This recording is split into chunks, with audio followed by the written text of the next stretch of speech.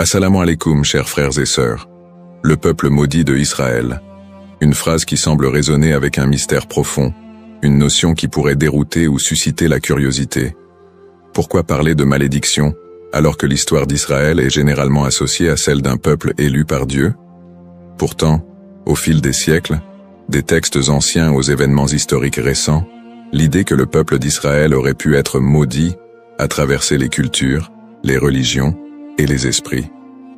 Il est crucial de comprendre que ce sujet va bien au-delà des simples récits bibliques. Il s'ancre dans une histoire complexe où la théologie, les prophéties et les malheurs historiques sont intimement liés. Cette notion de malédiction trouve son écho dans les croyances populaires, mais aussi dans des interprétations religieuses et culturelles, parfois mal comprises. Pourquoi ce sujet mérite-t-il notre attention aujourd'hui? Parce que ce n'est pas simplement un concept historique, mais une idée qui a façonné la perception mondiale d'un peuple tout au long des âges. Pour bien saisir la portée de cette notion, il est indispensable de remonter aux sources historiques et religieuses, de comprendre le contexte dans lequel ces croyances ont émergé, et de démêler les faits des mythes. Le terme de peuple maudit a souvent été utilisé dans divers contextes pour parler du peuple d'Israël, mais que signifie-t-il réellement? Dans la Bible, en particulier dans l'Ancien Testament, les relations entre le peuple hébreu et Dieu sont parfois marquées par des promesses de bénédiction, mais aussi des avertissements de malédiction en cas de désobéissance. Dans le livre du Deutéronome, par exemple, Dieu promet des bénédictions à Israël s'ils obéissent à ses commandements, mais il y a également des malédictions redoutables s'ils s'en écartent. Parmi ces malédictions, on trouve des prophéties qui parlent d'exil, de souffrance et de dispersion à travers le monde. Ces passages ont alimenté des siècles d'interprétations théologiques, renforçant l'idée que certaines périodes de souffrance du peuple juif pourraient être vues comme des châtiments divins. Au-delà de la Bible, l'histoire du peuple d'Israël, marquée par les conquêtes, les destructions, l'exil et les persécutions, a renforcé cette image d'un peuple qui porte un poids historique lourd. Depuis la destruction du premier et du second temple de Jérusalem, en passant par les diasporas forcées, jusqu'aux tragédies plus récentes comme la Shoah, beaucoup ont vu dans ces événements des échos de ces anciennes malédictions bibliques. Mais ces interprétations ne sont pas uniquement religieuses. Elles se sont parfois transformées en idéologie politique et sociale. La perception négative et les stéréotypes autour du peuple juif au cours de l'histoire ont souvent renforcé cette idée de malédiction, parfois utilisée pour justifier des discriminations et des persécutions. La notion de peuple maudit a ainsi été instrumentalisée à travers les siècles. Avant de commencer cette vidéo, n'oubliez pas de liker cette vidéo, car cela nous donne beaucoup de force pour continuer à partager du contenu bénéfique. Et je vous invite à vous abonner à notre chaîne et d'activer la cloche de notification pour rester informé de nos prochaines publications sur la foi islamique.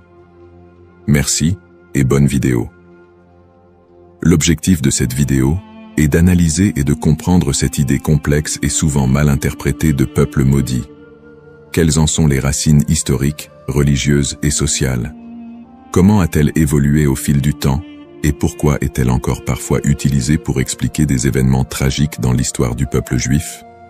Alors, restez avec moi jusqu'à la fin pour découvrir cela. Si vous avez des questions ou des commentaires en cours de route, n'hésitez pas à les laisser en bas. J'apprécie beaucoup vos retours. Allons-y. Au cours de cette vidéo, nous allons explorer les textes religieux qui évoquent cette malédiction, en particulier la Bible et d'autres écrits anciens. Revisiter les grandes étapes de l'histoire d'Israël, de l'époque biblique jusqu'à nos jours, pour comprendre comment ces événements ont pu renforcer cette idée dans les esprits. Discuter des interprétations théologiques de ces malédictions et comment elles ont été perçues par différentes religions et cultures à travers le monde. Démystifier cette notion en explorant les aspects symboliques et les récupérations idéologiques qui ont façonné cette image négative. Cette exploration vous permettra de comprendre les tenants et aboutissants de cette idée profondément enracinée dans l'histoire de l'humanité. Il est important de ne pas se laisser emporter par des idées simplistes, mais de creuser la profondeur de ce concept pour en dégager des vérités historiques et spirituelles. Origine d'Israël. L'histoire du peuple israélite débute avec les récits bibliques de la Genèse, où Dieu promet à Abraham, un patriarche hébreu, qu'il deviendra le père d'une grande nation. Cette promesse divine est le point de départ de la formation du peuple d'Israël. Selon la tradition, Abraham, Isaac, son fils, et Jacob, son petit-fils, sont les ancêtres directs de ce peuple, souvent appelés les patriarches. Jacob, après avoir lutté avec un ange, reçoit de Dieu un nouveau nom, Israël, et ses descendants sont appelés les Israélites. Le livre de l'Exode raconte l'histoire de la libération du peuple hébreu de l'esclavage en Égypte sous la direction de Moïse. C'est un moment fondamental dans l'histoire d'Israël, où Dieu scelle une alliance avec les Israélites au mont Sinaï. Dieu y remet les 10 commandements à Moïse, posant ainsi les bases des lois morales et religieuses qui guideront le peuple élu. Cette alliance est une promesse de protection divine en échange de l'obéissance aux lois de Dieu. À partir de là, Israël se constitue progressivement en nation, après la conquête de la terre promise sous Josué. Cette période est marquée par des hauts et des bas, alors que les Israélites tentent de rester fidèles à leur alliance avec Dieu. Toutefois, au fil des siècles, leur histoire est ponctuée d'infidélités religieuses, de guerres et de conquêtes par d'autres puissances, ce qui engendrera l'accomplissement de certaines prophéties de malédiction. Les prophéties et les malédictions. Dans l'Ancien Testament, en particulier dans le Deutéronome, Dieu fait à Israël des promesses de bénédiction conditionnelles à leur fidélité, mais également des avertissements de malédiction en cas de désobéissance. Le chapitre 28 du Deutéronome est l'un des textes clés qui évoque les conséquences potentielles de l'infidélité. Dieu promet prospérité et paix si le peuple respecte ses commandements, mais des malédictions terribles en cas de rébellion. Les malédictions incluent des catastrophes naturelles, des défaites militaires, des maladies, et finalement, l'exil et la dispersion parmi les nations étrangères. Parmi les prophètes qui ont développé cette idée de malédiction, Ézéchiel et Jérémie sont 2 figures centrales. Ézéchiel, actif pendant l'exil babylonien, insiste sur le lien entre l'exil du peuple et leur transgression. Il prophétise que la destruction de Jérusalem et l'exil sont des punitions divines pour l'injustice sociale, l'idolâtrie et l'infidélité religieuse du peuple. Toutefois, il apporte aussi un message d'espoir. Après le châtiment, un retour et une restauration sont possibles si le peuple se repent. Jérémie, qui vécut également durant la chute de Jérusalem en 586 avant Jésus-Christ, avertit constamment le peuple des malheurs à venir s'il ne se détourne pas de l'idolâtrie et des injustices. Il prophétise la destruction imminente du temple de Jérusalem et l'exil des Judéens en Babylonie. Dans Jérémie 25, il annonce que cette période d'exil durera 70 ans, après quoi Dieu permettra leur retour. Ces prophéties sont souvent vues comme des annonces de malédiction qui pèsent sur Israël en raison de son infidélité à l'Alliance. Cependant, elles sont également porteuses d'un espoir de rédemption, promettant que si le peuple retourne à Dieu, il retrouvera sa place privilégiée. Une autre dimension importante des malédictions dans l'Ancien Testament concerne le temple de Jérusalem. La destruction du premier temple par les Babyloniens en 586 avant Jésus-Christ, puis la destruction du second temple par les Romains en 70 après Jésus-Christ, sont vus comme des châtiments pour la désobéissance du peuple. Ces événements ont renforcé l'idée d'un peuple souffrant sous le poids de la malédiction divine. Persécutions historiques. L'histoire du peuple d'Israël est marquée par une série de persécutions et d'exils, souvent perçues à travers le prisme des malédictions bibliques. Le premier grand exil, celui de Babylone, survient après la destruction du premier temple en 586 avant Jésus-Christ. Par la suite, les Babyloniens déportent une grande partie des habitants de Juda, ce qui marque le début d'une longue période de diaspora. Après un retour partiel en terre d'Israël et la reconstruction du temple, les siècles suivants ne sont pas exempts de nouvelles épreuves. La période hellénistique, marquée par les conquêtes d'Alexandre le Grand, puis la domination romaine, amène son lot de tensions religieuses et politiques. Le peuple juif subit de nouvelles persécutions, notamment sous l'occupation romaine. La destruction du Second Temple en 70 après Jésus-Christ par les Romains, sous l'empereur Titus, est un moment charnière dans l'histoire d'Israël. Cet événement marque le début de la grande diaspora, alors que le peuple juif est dispersé dans tout l'Empire romain et au-delà. La révolte de Bar Kokhba, en 135 après Jésus-Christ, aboutit à une nouvelle défaite et à un exil encore plus massif.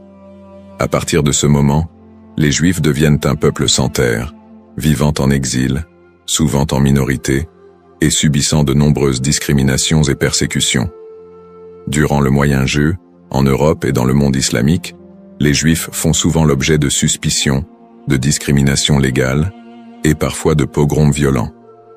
Les croisades, notamment, voient des massacres de communautés juives en Europe. Les expulsions des Juifs d'Espagne en 1492 et du Portugal en 1497 sont d'autres exemples de persécutions qui renforcent cette idée de malédiction. Dans ces périodes sombres, beaucoup d'historiens et de penseurs juifs eux-mêmes ont cherché à comprendre ces souffrances à travers les textes sacrés. Pour certains, ces malheurs étaient perçus comme la continuation des malédictions prononcées dans l'Ancien Testament. Pourtant, ces périodes de souffrance ne sont pas uniquement interprétées comme des châtiments divins, mais aussi comme des épreuves à travers lesquelles le peuple d'Israël serait purifié ou préparé à une rédemption future. Le 19e et le 20e siècle ne font qu'amplifier ces tragédies, avec l'émergence de l'antisémitisme moderne, culminant dans l'horreur de la Shoah, qui a vu l'extermination systématique de 6 millions de Juifs pendant la Seconde Guerre mondiale. Une telle catastrophe, d'une ampleur sans précédent, a profondément marqué l'identité juive et soulevé des questions sur le sens de cette souffrance historique. Conclusion du contexte historique. L'histoire du peuple d'Israël, tissée de moments de gloire, d'alliances divines, mais aussi de malédictions et de souffrances, reste une des plus complexes et des plus riches de l'humanité. Les prophéties bibliques de malédiction, les exils répétés, les destructions de lieux sacrés et les persécutions à travers les siècles ont façonné la perception du peuple juif, tant de leur propre point de vue que de celui des autres nations. Le concept de peuple maudit, les bases théologiques, l'idée de malédiction dans les textes religieux, en particulier dans la tradition judéo-chrétienne, est un concept riche et complexe. Les malédictions sont souvent prononcées par Dieu en réponse à l'infidélité ou à l'injustice du peuple. Dans la Bible, notamment dans le livre du Deutéronome, Dieu promet des bénédictions à Israël pour leur obéissance, mais aussi des malédictions en cas de désobéissance. Ces malédictions incluent des souffrances, des exils et d'autres calamités, illustrant le caractère conditionnel de l'alliance entre Dieu et son peuple. La distinction entre malédiction divine et humaine est essentielle. Les malédictions divines, souvent exprimées par des prophètes, sont vues comme des conséquences directes de l'action humaine contre les commandements divins. En revanche, les malédictions humaines peuvent découler de superstitions, de croyances populaires ou d'anathèmes lancés par des individus ou des groupes en réponse à des actes perçus comme immoraux. Cette différence met en lumière le rôle de la responsabilité humaine dans la réception de ces malédictions. Les prophètes, tels qu'Ézéchiel et Jérémie, jouent un rôle crucial dans la communication de ces malédictions. Leur message souligne que ces châtiments ne sont pas simplement des expressions de colère divine, mais des appels à la repentance et à la restauration. Ce cadre théologique souligne que les malédictions ne sont pas définitives et que le retour à la foi peut conduire à des bénédictions renouvelées. Malédiction et mythe. La notion de malédiction attachée au peuple d'Israël a donné lieu à de nombreuses interprétations populaires et mythes au cours des siècles. Dans les traditions chrétiennes et islamiques, des récits sur le peuple juif ont souvent été associés à des idées de punition divine. Ces interprétations, parfois teintées d'hostilité, ont conduit à la propagation de stéréotypes négatifs. Historiquement, des récits de malédiction ont été utilisés pour justifier des persécutions contre les Juifs. Par exemple, l'idée que le peuple juif a été maudit en raison de la crucifixion de Jésus a été utilisée pour alimenter l'antisémitisme. Ces interprétations ont pris racine dans des contextes sociopolitiques où le peuple juif était perçu comme un bouc émissaire, lors de périodes de crise ou de bouleversements sociaux. La manière dont ces malédictions ont été comprises et transmises à travers les siècles a également façonné les perceptions collectives du peuple juif. Les récits de souffrance et de malédiction ont souvent été amalgamés dans la culture populaire, créant un imaginaire collectif qui persiste jusqu'à aujourd'hui. Cette dynamique entre malédiction et mythe a ainsi contribué à la stigmatisation du peuple juif à travers l'histoire. Analyse moderne. Dans le contexte moderne, le concept de peuple maudit a pris des formes variées et a été réinterprété sous différents angles. L'antisémitisme historique, qui a trouvé ses racines dans ces idées de malédiction, demeure une réalité dans de nombreuses sociétés. Les stéréotypes associés à la malédiction continuent d'alimenter des préjugés, parfois de manière insidieuse, dans le discours contemporain. Cependant, avec l'essor des mouvements de droits civiques et des études critiques sur l'antisémitisme, il y a eu une tentative de déconstruire cette notion de malédiction.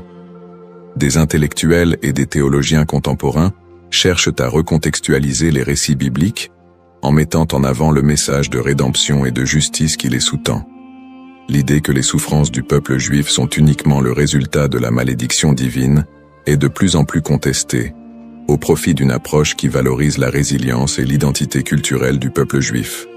De plus, dans le cadre des dialogues interreligieux, il est crucial de dépasser les interprétations qui associent la souffrance à une malédiction éternelle. Les traditions religieuses sont de plus en plus appelées à collaborer pour combattre les préjugés et promouvoir la compréhension mutuelle.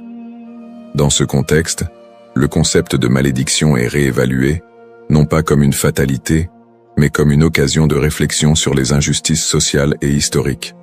En somme, le concept de peuple maudit est profondément ancré dans l'histoire religieuse et culturelle. Il invite à une réflexion sur la manière dont les textes sacrés et les croyances ont été interprétés à travers les âges, souvent avec des conséquences tragiques. L'exploration de ce thème permet non seulement de mieux comprendre les défis historiques du peuple juif, mais aussi de s'engager dans un dialogue constructif sur les identités et les histoires partagées dans le monde contemporain. La diaspora et les épreuves du peuple juif vit en diaspora. La diaspora juive, qui a débuté avec l'exil babylonien au VIe siècle avant J.C., a été marquée par une série de défis sans précédent. Une fois dispersé à travers le monde, le peuple juif a dû naviguer dans des environnements souvent hostiles. Les communautés juives ont fait face à des persécutions, à des migrations forcées et à la ghettoisation, qui ont toutes contribué à forger leur identité collective. Dans de nombreux pays, les Juifs étaient considérés comme des étrangers, souvent sujets à la méfiance et à la stigmatisation. Dans l'Europe médiévale, par exemple, ils étaient fréquemment accusés de diverses calamités, comme la peste noire, et ont été victimes de violences antisémites. Les Juifs étaient souvent contraints de vivre dans des quartiers séparés, appelés ghettos, où leur liberté était limitée. Cette ghettoisation a servi à isoler les communautés juives, créant un environnement d'exclusion qui a renforcé les stéréotypes négatifs. Les migrations forcées ont également eu un impact considérable sur la vie juive en diaspora. Des expulsions massives, comme celle des Juifs d'Espagne en 1492, ont conduit à une dispersion rapide vers des régions comme l'Empire ottoman, le nord de l'Afrique et plus tard les Amériques. Ces déplacements ont souvent été motivés par des conditions de vie insupportables et des menaces physiques, mais ils ont également permis aux Juifs de préserver et d'adapter leur culture dans de nouveaux contextes. Malgré ces défis, les communautés juives ont réussi à maintenir leurs traditions et à s'adapter aux réalités locales. Elles ont développé des réseaux de solidarité, créant des institutions éducatives et religieuses pour assurer la transmission de leur héritage culturel et spirituel. Cette résilience face à l'adversité est une caractéristique marquante de l'expérience juive en diaspora. Les pogroms et l'Holocauste. Les pogroms, qui ont commencé en Europe à partir du IXe siècle, illustrent la violence persistante à laquelle les Juifs ont été confrontés. Ces émeutes violentes, souvent encouragées par des autorités locales, ont mené à des massacres, à des pillages et à des destructions de synagogues. Un des pogroms les plus connus est celui de Kitchinev en 1903, qui a entraîné la mort de dizaines de Juifs et laissé des centaines d'autres blessés. Le XXe siècle a vu la tragédie de l'Holocauste, un génocide qui a coûté la vie à 6 millions de Juifs pendant la Seconde Guerre mondiale. Les nazis ont systématiquement exterminé les Juifs européens, mettant en place des camps de concentration et d'extermination. Malgré ces persécutions violentes, de nombreuses histoires de survie émergent, mettant en lumière le courage et la détermination du peuple juif. Des groupes de résistance, des réseaux de sauvetage et des actes de bravoure individuels témoignent de la volonté de maintenir l'humanité et la dignité face à l'inhumanité. L'Holocauste a laissé une empreinte indélébile sur la mémoire collective juive. Les survivants ont dû reconstruire leur vie dans un monde souvent indifférent à leurs souffrances. Cette tragédie a également catalysé des mouvements politiques qui ont conduit à la création de l'État d'Israël en 1948, un point tournant dans l'histoire juive moderne. Lutte pour l'identité et la terre promise. Les épreuves subies par le peuple juif en diaspora ont profondément influencé son identité collective. Face à l'adversité, une identité juive résiliente a émergé, mêlant traditions séculaires, pratiques religieuses et un sentiment d'appartenance à une histoire commune. Cette lutte pour la survie a également renforcé un lien indéfectible avec la terre d'Israël, considérée comme la terre promise dans la tradition juive. Ce lien a été ravivé tout au long de l'histoire, notamment lors des mouvements sionistes du XIXe et du XXe siècle, qui ont cherché à établir un foyer national juif en Palestine. Pour de nombreux juifs, la terre d'Israël représente non seulement un lieu géographique, mais également un symbole de liberté, d'identité et d'unité. Les événements tragiques de l'histoire juive, comme l'Holocauste, ont également renforcé l'urgence de cette quête, suscitant un mouvement pour un retour à la terre d'Israël. En somme, l'expérience de la diaspora a été marquée par des défis extrêmes, mais aussi par une résilience remarquable. Les persécutions, les pogroms et l'Holocauste ont non seulement laissé des cicatrices, mais ont également façonné une identité juive forte, ancrée dans une histoire partagée et un attachement profond à la terre d'Israël. Ce processus de formation de l'identité juive, en réponse aux épreuves, continue de jouer un rôle crucial dans la vie des Juifs du monde entier aujourd'hui. Le retour en Israël et l'État moderne, sionisme et création de l'État d'Israël. Le mouvement sioniste, qui a émergé à la fin du XIXe siècle, constitue un tournant majeur dans l'histoire juive moderne. À cette époque, les Juifs d'Europe étaient confrontés à une montée de l'antisémitisme et à des conditions de vie précaires, notamment en Russie et en Europe de l'Est. Ces difficultés ont suscité un besoin pressant d'un foyer national. Theodor Herzl, considéré comme le père du sionisme politique, a articulé cette aspiration dans son livre L'État juif, 1996, où il propose la création d'un État juif en Palestine comme réponse à l'antisémitisme rampant. Le sionisme a pris plusieurs formes, allant du sionisme politique de Herzl à des visions plus socialistes et culturelles, comme celles de figures comme David Ben-Gourion et Ahad Ha'am. Le premier congrès sioniste a eu lieu à Bâle en 1897, où les participants ont décidé de promouvoir l'établissement d'un foyer national juif en Palestine par des moyens diplomatiques et légaux. À la suite de la déclaration Balfour de 1917, dans laquelle le gouvernement britannique a exprimé son soutien à l'établissement d'un foyer national juif en Palestine, le mouvement sioniste a gagné en légitimité. Cependant, la réalité sur le terrain était complexe. La Palestine était alors habitée par une majorité arabe qui a vu l'immigration juive comme une menace pour ses droits et ses terres. Cette situation a semé les graines des conflits futurs. Après la Seconde Guerre mondiale et l'Holocauste, qui a décimé la population juive d'Europe, le besoin d'un refuge sécurisé a été accentué. En 1947, l'Assemblée générale des Nations unies a voté pour diviser la Palestine en deux États, un juif et un arabe. Les leaders juifs ont accepté le plan, mais les dirigeants arabes l'ont rejeté. Le 14 mai 1948, David Ben-Gourion a proclamé l'indépendance de l'État d'Israël, ce qui a entraîné la première guerre israélo-arabe. En dépit de l'opposition régionale, Israël a réussi à établir un État et à absorber un grand nombre de réfugiés juifs du monde entier, notamment des survivants de l'Holocauste. Conflit moderne. Depuis sa création, l'État d'Israël a été plongé dans une série de conflits régionaux qui ont souvent été alimentés par des tensions ethniques et religieuses. Les guerres avec les pays arabes voisins, notamment les guerres de 1948, 1967 et 1973, ont défini les frontières et les relations diplomatiques de l'État moderne. Les tensions avec les populations palestiniennes ont également été une source constante de conflits, culminant avec les intifadas des années 1980 et 2000, où des soulèvements populaires ont éclaté en réponse à l'occupation israélienne des territoires palestiniens. Le conflit israélo-palestinien est un point focal des tensions au Moyen-Orient, où des questions de droits territoriaux, d'autodétermination et de sécurité se croisent. Les territoires de la Cisjordanie et de Gaza sont devenus des symboles de la lutte pour la reconnaissance et la dignité des Palestiniens. Les colonies israéliennes en Cisjordanie et les conditions de vie à Gaza ont engendré des critiques internationales et des tensions croissantes.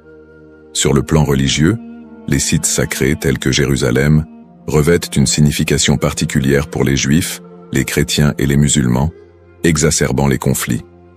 L'accès aux lieux saints est souvent un point de discorde, avec des épisodes de violence autour du mont du Temple et du dôme du Rocher.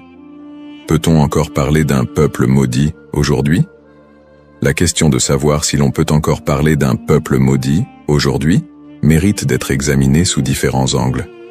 D'une part, le peuple juif a par moments été perçu comme victime d'une malédiction, surtout dans le contexte des souffrances historiques, des persécutions et de l'Holocauste.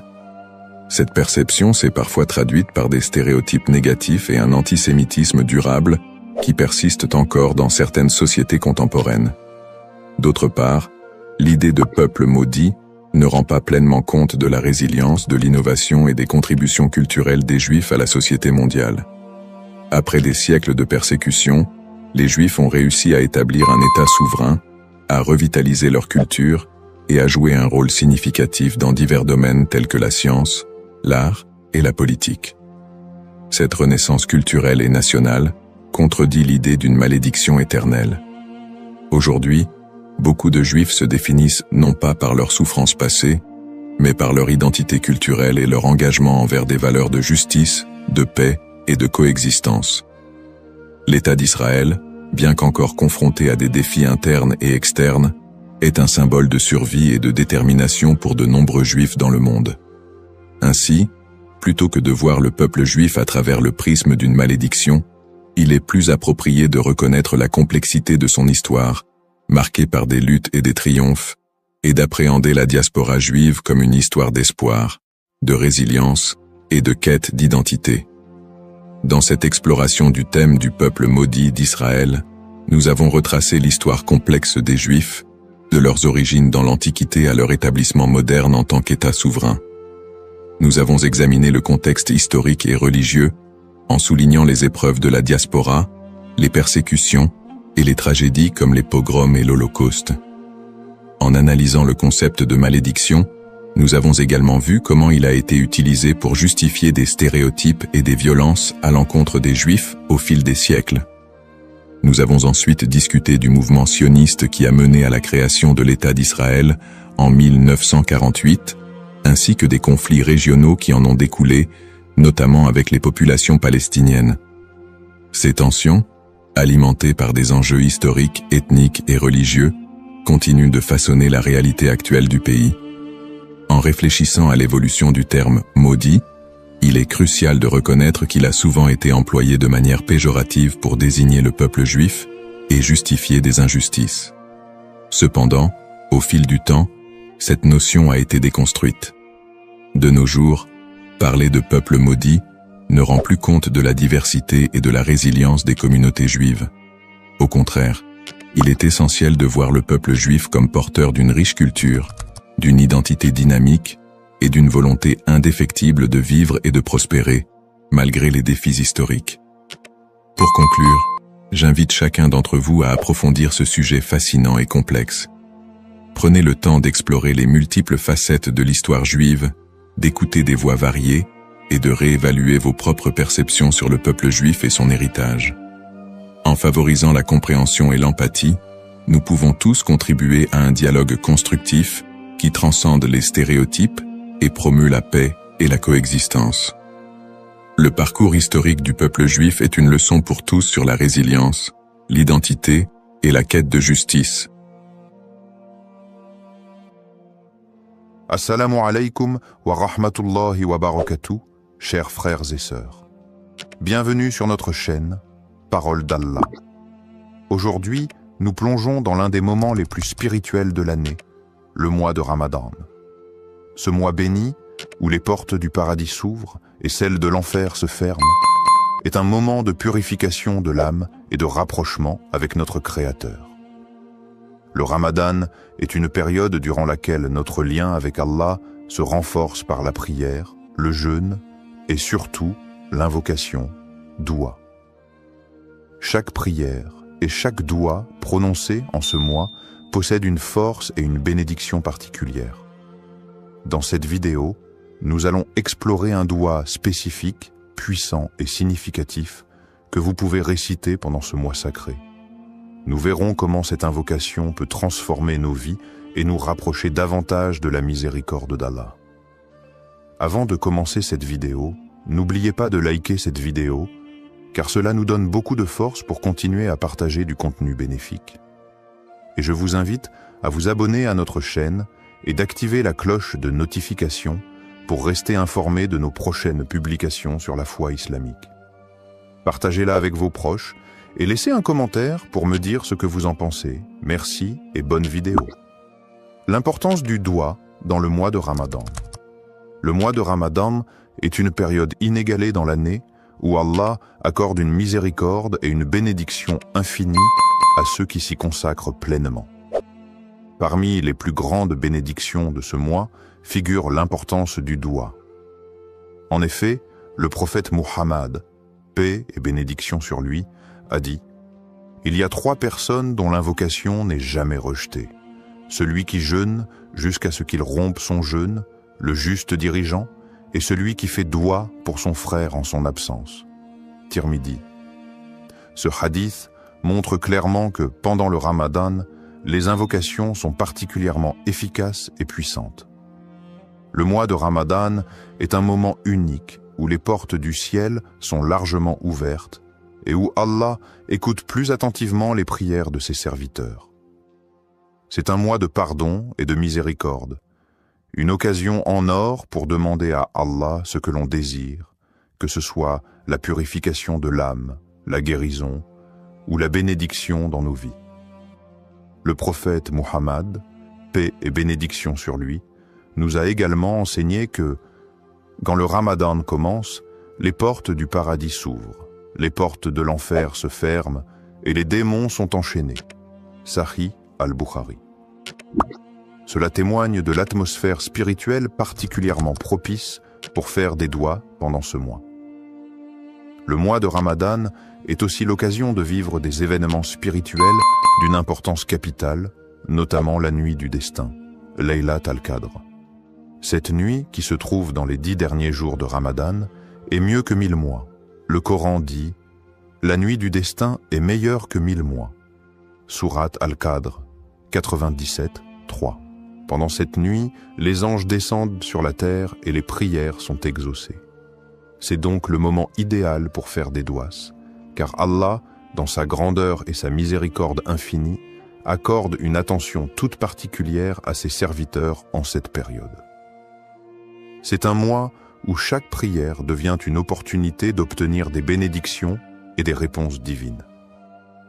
Le doua est un acte d'humilité et de soumission totale à Allah, et pendant le mois de Ramadan, cet acte est particulièrement favorisé.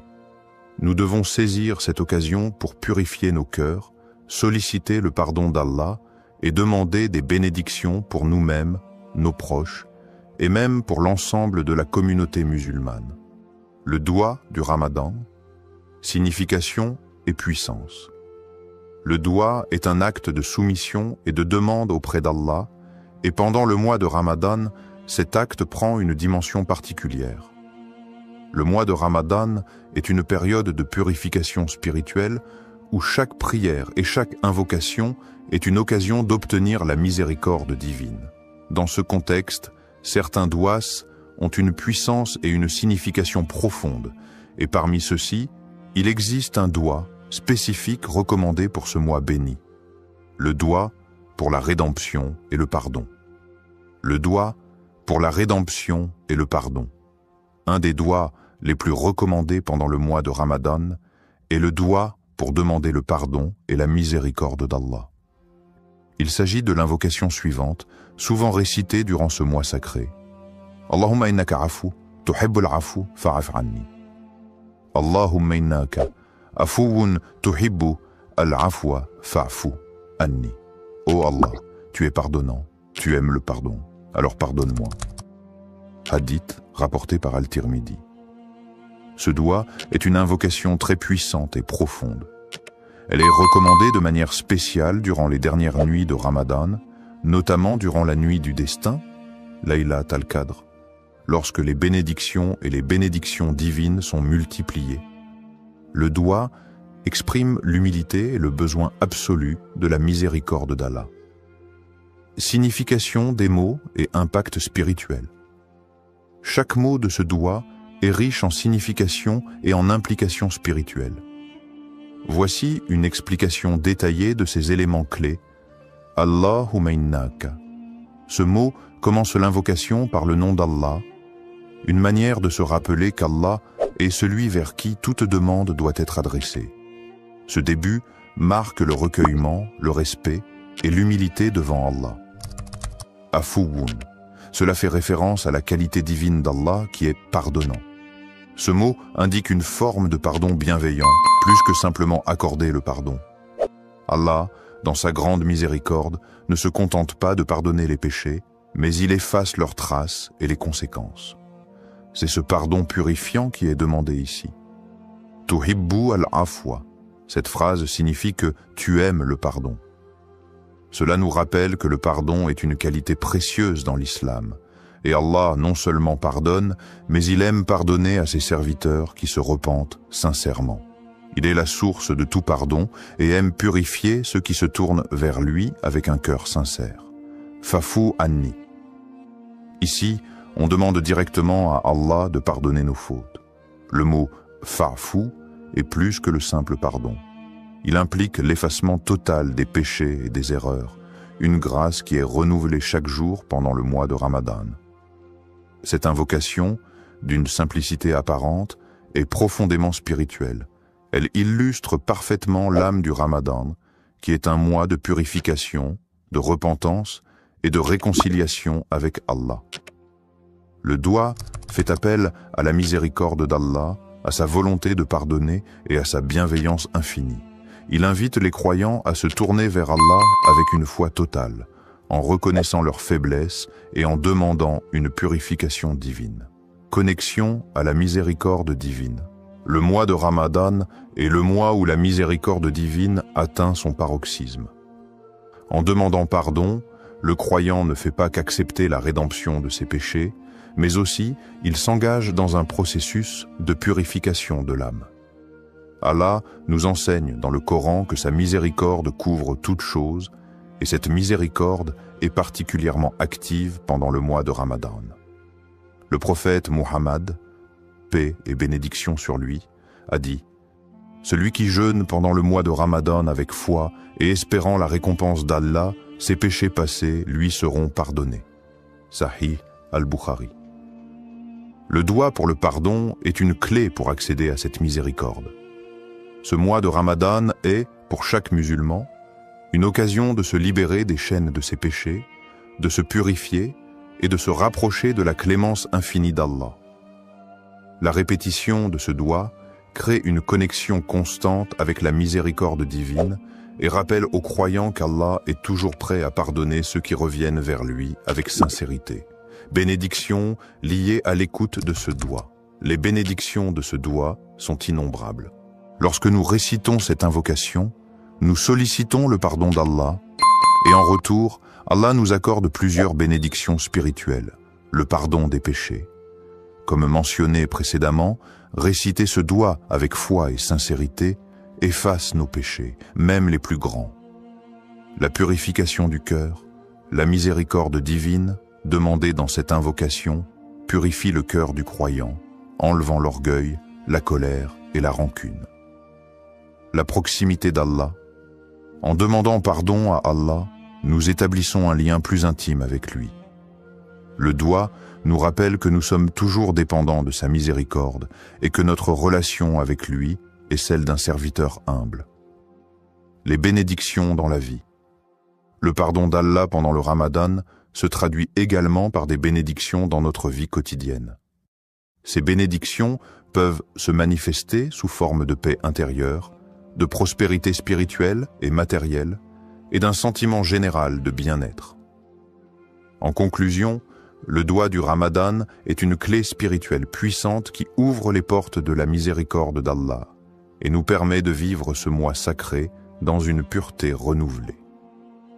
En le récitant sincèrement, nous espérons être touchés par la miséricorde divine et bénéficier de toutes les bénédictions qu'Allah réserve à ceux qui cherchent son pardon. Histoire inspirante. Un doua écouté pendant Ramadan. Il y a quelques années, un frère musulman nommé Ahmed vivait un moment difficile dans sa vie. Il avait perdu son emploi, sa situation financière était instable et il ressentait une profonde inquiétude quant à son avenir. Chaque jour, il se battait contre la peur et le doute, se demandant s'il serait capable de subvenir à ses besoins et à ceux de sa famille. En ce mois de Ramadan, il décida de se tourner pleinement vers Allah, espérant que ce mois sacré, porteur de bénédictions, serait l'occasion pour lui de trouver une réponse divine. Ahmed avait toujours été un croyant fidèle, mais dans ces moments de détresse, sa foi était mise à l'épreuve. Il se souvint des paroles du prophète Muhammad, paix et bénédiction sur lui. Il n'y a rien de plus noble que de faire appel à Allah avec une invocation sincère, et Allah répondra, mais selon ce qui est meilleur pour vous. Sahih Muslim. Conscient de la miséricorde infinie d'Allah, il se dit qu'il devait faire confiance à Allah, peu importe l'issue de sa situation. Durant les nuits du Ramadan, Ahmed s'isola dans sa chambre après la prière de Tarawih, un moment calme où il pouvait se concentrer pleinement sur son invocation. Avec une profonde humilité et sincérité, il leva les mains vers Allah et récita ce doua. Allahumma inni abduk wa ibnu abdik wa ibnu ummatik, nasiyati biyadik, maadin fi hukmik, adlu fi qada'uk, asalika bi kulli ismin huwa lak, سميت به نفسك أو أنزلته في كتابك أو علمته أحدا من خلقك أو استأثرت به في علم الغيب عندك أن تجعل القرآن ربيع قلبي ونور صدري وجلاء حزني وذهاب همي اللهم إني عبدك وابن عبدك وابن آمتك ناسيتي بيدك معذ في حكمك عدل في قضائك أسألك بكل اسم هو لك سميته به نفسك أو أنزلته في كتابك أو علمته أحدا من خلقك أو استأثرت به في علم الغيب عندك أن تجعل القرآن رب قلب ونور صدر وجلاء حزن وذهب همع. Ô Allah, je suis ton serviteur, fils de ton serviteur et fils de ta servante. Mon destin est entre tes mains et tout ce que tu ordonnes est juste et équitable. Je te demande, par tous les noms qui t'appartiennent, que tu as révélé dans ton livre ou enseigné à l'un de tes créatures, ou gardé dans le secret de ton savoir divin, que le Coran devienne le printemps de mon cœur, la lumière de ma poitrine, la guérison de ma tristesse et la disparition de mon souci. Cette invocation, exprimant une demande de guérison spirituelle, de paix intérieure et de bénédiction dans la vie d'Ahmed, marqua un tournant dans son Ramadan. Il répéta ce doua avec une foi inébranlable, se rappelant que Ramadan est le mois où les portes de la miséricorde d'Allah sont largement ouvertes. Chaque mot de l'invocation résonnait profondément dans son cœur, et il ressentait une connexion spéciale avec Allah pendant ces moments de solitude. Les jours passaient, et bien que la situation extérieure d'Ahmed ne changeait pas immédiatement, il ressentait une paix intérieure qu'il n'avait pas connue depuis longtemps. Il continuait à faire des douas, mais ce sentiment de tranquillité le guidait dans ses prières et ses supplications. Un soir, après une prière de Tarawih particulièrement émotive, il reçut un appel inattendu. C'était un ancien collègue qui lui proposait une opportunité de travail, une offre bien plus avantageuse que celle qu'il avait perdue. Non seulement cette offre répondait à ses besoins matériels, mais elle offrait également une chance de croître et de se rapprocher de ses valeurs spirituelles. Cela lui rappela instantanément le hadith du prophète Muhammad, paix et bénédiction sur lui. Quand Allah aime un serviteur, il l'éprouve. Sahih al-Bukhari. Il se rendit compte que cet emploi n'était pas simplement une solution à ses soucis, mais aussi une forme de réponse divine à ses supplications.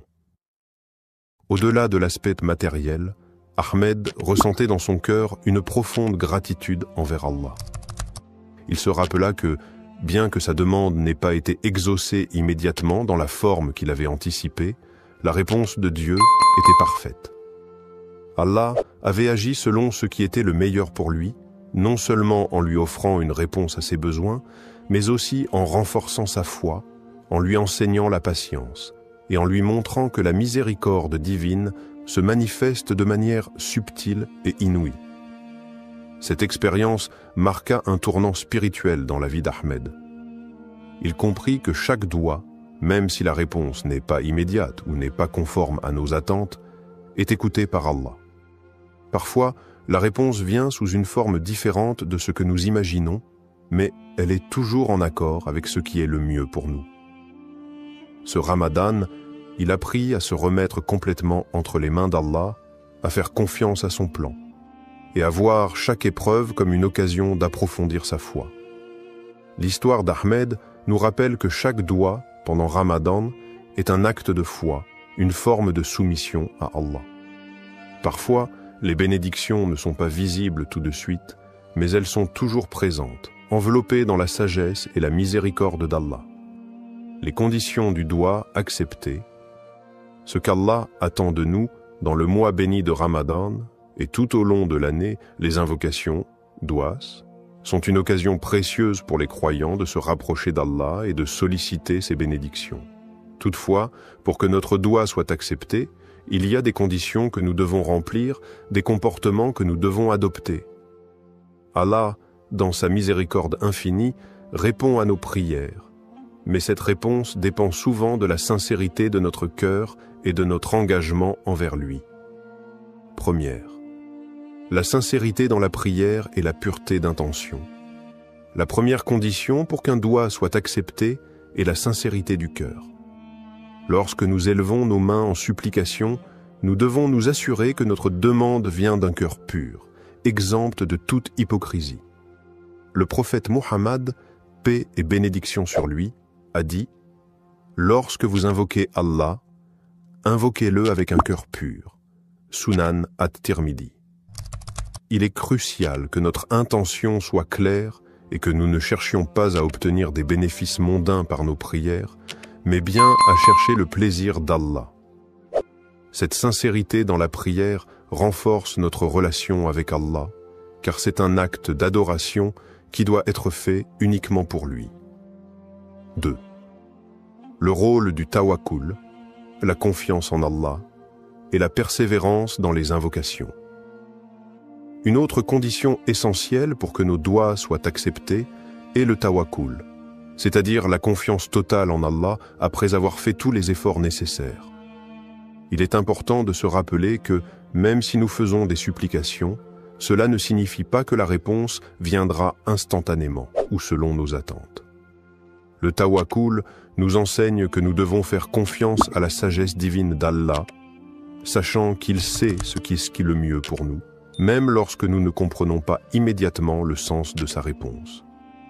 Le prophète, paix et bénédiction sur lui, a aussi dit « Ne vous lassez pas d'invoquer Allah, car parfois la réponse arrive plus tard qu'on ne le désire, et Allah connaît le meilleur moment pour exaucer votre prière. » Sahih al-Bukhari. La persévérance dans les invocations est donc essentielle. Ne pas perdre espoir dans les moments de difficulté est une marque de foi profonde. Troisième, l'humilité, l'adoration et la patience dans la réponse de Dieu. L'humilité est également un élément crucial pour l'acceptation de notre dua. En élevant nos mains vers Allah, nous devons nous rappeler que nous sommes de simples serviteurs devant le Créateur, pleins de faiblesses et de manques. C'est avec humilité que nous demandons à Allah de répondre à nos besoins. L'adoration sincère d'Allah et le fait de se soumettre pleinement à sa volonté sont des moyens pour que nos invocations soient exaucées. De plus, il faut être patient face à la réponse d'Allah, qu'elle soit immédiate ou non. Parfois, la réponse divine peut ne pas arriver dans la forme que nous attendions, ou elle peut être retardée pour des raisons que nous ne comprenons pas. Le prophète Muhammad, paix et bénédiction sur lui, nous enseigne que la patience dans l'attente de la réponse d'Allah fait partie intégrante du processus. Allah nous dit dans le Coran, « Et ton Seigneur dit, invoquez-moi, je vous répondrai. » Sourate Ghafir 40-60. Mais cette réponse peut arriver de manière différente, sous forme de bénédiction, de protection ou de tests qui renforcent notre foi. En conclusion, pour qu'un doua soit accepté, nous devons répondre à ces conditions essentielles, la sincérité de l'intention, la confiance totale en Allah, tawakkul, la persévérance dans les invocations, l'humilité dans notre supplication et la patience face à la réponse de Dieu. En agissant selon ces principes, nous cultivons une relation spirituelle profonde avec notre Créateur, et nos doigts sont davantage susceptibles d'être exaucés. Mais au-delà de l'exaucement immédiat, nous devons toujours garder à l'esprit que chaque réponse d'Allah est parfaite et qu'elle vient dans le meilleur des moments et selon sa sagesse infinie. Le doua comme moyen de purification spirituelle. Le mois de Ramadan n'est pas seulement une période de jeûne et d'abstinence, mais également un moment sacré de purification spirituelle. C'est une occasion unique pour les croyants de se rapprocher d'Allah, de purifier leur âme et de renforcer leur foi. Parmi les moyens les plus puissants pour accomplir cette purification, il y a le doua ou l'invocation. Le doua pendant Ramadan ne sert pas seulement à demander de l'aide ou des bénédictions, mais il joue un rôle essentiel dans le processus de purification du cœur et de l'âme. Premier, le doua comme outil de purification du cœur. Lorsqu'un croyant fait un doua, il se tourne vers Allah avec sincérité et humilité, cherchant sa miséricorde et son pardon. Cet acte d'invocation permet de purifier le cœur en le débarrassant de tout orgueil, de tout mal et de toute négativité. Le prophète Muhammad, paix et bénédiction sur lui, a dit « Il n'y a rien de plus purifiant pour le cœur que de se rappeler d'Allah. » Sahih Muslim. Ainsi, chaque doua est une occasion de purifier son cœur en se souvenant constamment de la grandeur et de la miséricorde d'Allah. Le doua permet également de renforcer la relation intime avec Allah. En invoquant Allah, on reconnaît sa dépendance totale envers lui, ce qui éveille un sentiment profond de soumission et de gratitude. Ce processus aide à purifier le cœur des distractions mondaines et à focaliser notre attention sur ce qui est véritablement important dans la vie, l'adoration d'Allah. 2. L'aspect de repentance et d'auto-amélioration pendant le Ramadan. Le mois de Ramadan est le mois de la purification spirituelle par excellence. C'est un moment où les portes du pardon sont largement ouvertes et où chaque croyant a l'opportunité de se purifier par la repentance, tauba, et de demander pardon à Allah pour ses péchés passés. Le doua joue un rôle clé dans ce processus de repentance. En demandant pardon avec sincérité, le croyant se purifie de ses fautes et rétablit une connexion plus forte avec Allah. Le prophète Muhammad, paix et bénédiction sur lui, a dit « Quiconque demande pardon pendant le Ramadan, Allah lui pardonne. » Sunan al-Tirmidhi. Cette promesse divine est un rappel puissant de la miséricorde d'Allah. Lors de nos invocations, il est important de nous repentir sincèrement de nos péchés et de demander à Allah de purifier notre cœur et notre âme. Le doua devient ainsi un acte de purification, non seulement de nos actions passées, mais aussi un moyen d'améliorer notre caractère et d'aller vers une version meilleure de nous-mêmes. Troisième, le doigt comme moyen de purification spirituelle profonde. Le doigt n'est pas seulement une demande d'aide, mais il est aussi une méthode pour nous purifier en tant qu'individus. C'est une manière d'implorer Allah de nous guider sur le droit chemin, d'effacer les imperfections de notre âme et de nous accorder la paix intérieure. Chaque invocation nous aide à nous détacher des préoccupations matérielles et à renforcer notre connexion avec Allah. Le Coran nous rappelle l'importance de la purification du cœur et de l'âme, notamment dans le verset suivant. Le jour où ni les biens ni les enfants ne profiteront, sauf celui qui viendra à Allah avec un cœur pur. Sourate Ash-Shu'ara, 26, 88 à 89. Ce verset souligne la nécessité d'avoir un cœur purifié pour mériter la proximité d'Allah et sa récompense.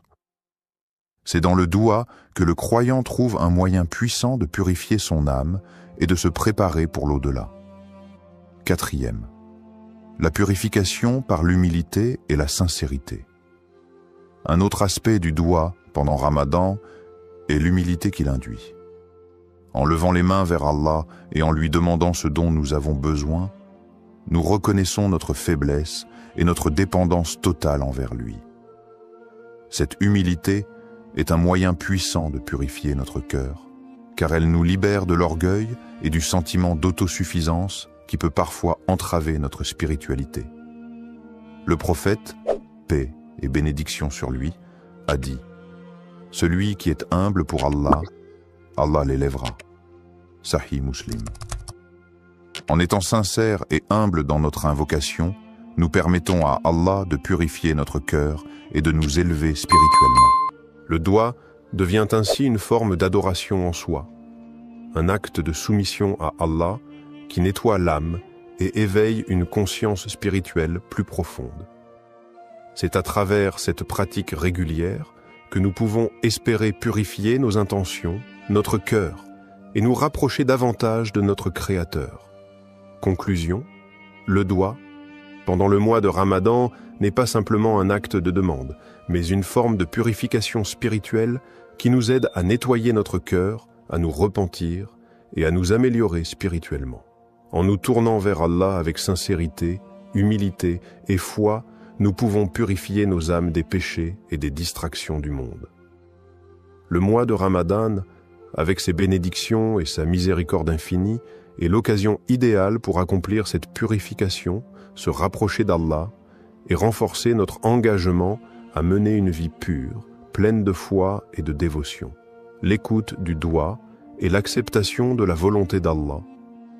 Lorsqu'un croyant fait un doigt, il se soumet à la volonté divine et attend la réponse d'Allah avec foi et confiance. Cependant, il est important de comprendre que la manière dont Allah répond à nos invocations peut ne pas toujours correspondre à ce que nous attendions ou désirions immédiatement. L'acceptation de la volonté d'Allah, même quand la réponse à notre doigt semble différente de ce que nous avons demandé, est un aspect fondamental de la foi musulmane. Cela relève de la conviction profonde que tout ce qu'Allah fait est pour notre bien, même si nous ne comprenons pas toujours les raisons de sa réponse. Premier, croire que toute réponse divine est pour notre bien. Le prophète Muhammad, paix et bénédiction sur lui, a dit « Il se peut que vous détestiez quelque chose alors qu'Allah a placé un grand bien dans cela. » Sourate Al-Baqarah, 216. Cette parole nous enseigne que même lorsque la réponse d'Allah semble être un refus ou un retard dans notre demande, cela peut être en réalité un bien pour nous. Allah, dans sa sagesse infinie, connaît ce qui est meilleur pour nous et parfois ce que nous demandons ne correspond pas à ce que nous avons réellement besoin. Il est aussi essentiel de comprendre que la réponse d'Allah peut se manifester de différentes manières, soit par l'exaucement direct de notre demande, soit par un retard dans la réponse pour tester notre patience et notre foi, ou encore en nous épargnant un mal que nous ne voyons pas. Le prophète Muhammad, paix et bénédiction sur lui, a dit aucun de vos souhaits n'est perdu, il y a toujours une réponse, soit immédiate, soit différée, soit le mal est éloigné de vous. Cette acceptation de la volonté divine est ce qui nous permet de maintenir une relation de confiance et de soumission envers notre Créateur. Deuxième, l'adab du doigt, faire une invocation avec la bonne manière. Il est essentiel d'adopter la bonne manière, adab, lorsqu'on fait un doigt. Cela inclut plusieurs aspects. Faire preuve de sincérité, se tourner vers Allah avec humilité et respecter les moments propices pour invoquer, tels que les heures de la nuit, le vendredi ou pendant le mois de Ramadan. Le prophète, paix et bénédiction sur lui, a recommandé de commencer chaque doigt par des louanges pour Allah et des prières sur le prophète, puis de présenter notre demande avec dévouement et foi. La patience est également une partie essentielle de l'adab du doigt. Ne pas être pressé de recevoir une réponse immédiate et accepter que la réponse d'Allah arrive au moment qu'il a jugé bon est une forme de respect envers la sagesse divine. Il est aussi important de ne pas abandonner la prière, même si la réponse semble tarder. Le prophète, paix et bénédiction sur lui, a dit « L'invocation d'un croyant est toujours exaucée, tant qu'il ne se lasse pas et ne dit pas « J'ai prié, mais je n'ai pas eu de réponse ». Sahih Muslim. Troisième, la patience et la gratitude envers Allah. L'un des principes les plus profonds lorsqu'il s'agit d'écouter et d'accepter le doigt, c'est de développer la patience, sabre. Lorsque la réponse d'Allah tarde ou diffère de ce que nous attendions, il est crucial de faire preuve de patience et de ne pas perdre espoir. La patience, en attendant la réponse d'Allah, est une forme d'adoration en soi, et c'est par cette patience que nous prouvons notre foi et notre soumission totale à sa volonté. La gratitude, shukr, envers Allah, que la réponse soit positive ou différente de ce que nous espérions, est également essentielle.